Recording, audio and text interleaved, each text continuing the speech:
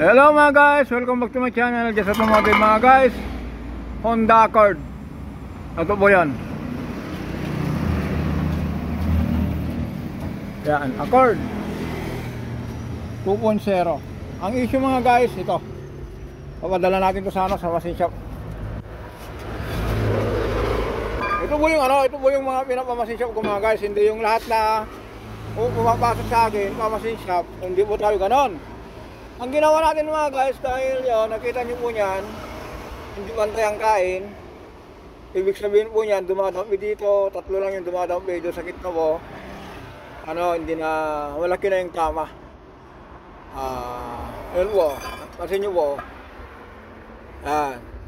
Gawin natin dito mga guys, i-replace natin to. Sabihin na rin natin yung brake pad. Kaya yan, mamaya makita yung yung pagkatapos sa replace. Okay? Ayan mga guys, ituloy na natin itong dumating na yung galing sa machine shop. Nalinis na po yan. Ang gagawin natin dito mga guys, yan, ililinis muna natin yan bago natin kabit. Katulad nito, yan.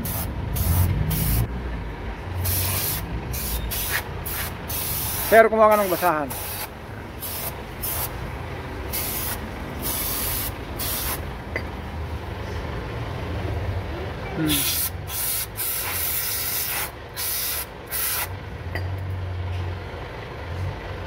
Yan yung po, sobrang dumi.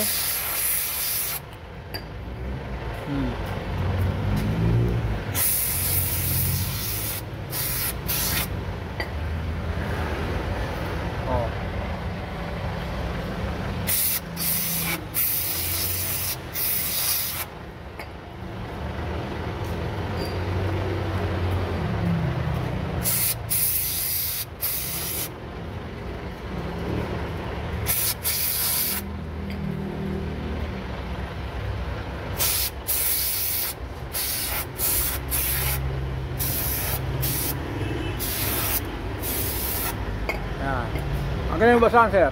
Halika, hawakan mo.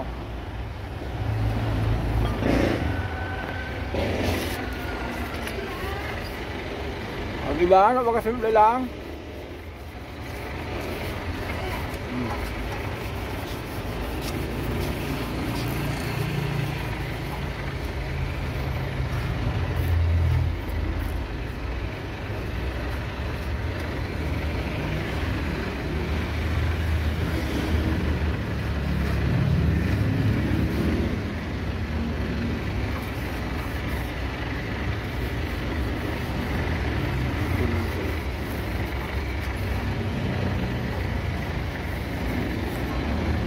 Okay, kung ano yung ginawa natin mga guys dito sa kabila, ganito rin ang gagawin natin to. Ito, patuloy pa natin i-walinis to. Ayan, ilinis natin ito. Tapos bukas, Lunes pala. Tapos yan waiting tayo dyan, transmission. Ganito rin to, transmission din yan. Ayan, ganun lang po.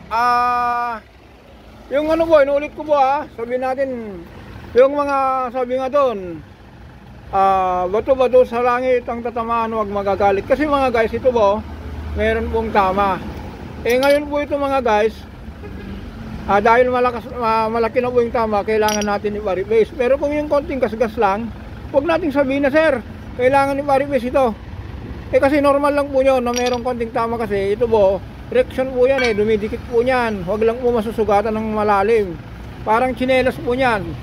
O kaya itong gulong, nakalabag sa simento, kung ginamit po niyan may konting gasgas, pero hindi ibig sabihin kung may gasgas na yung gulong mo, sira na.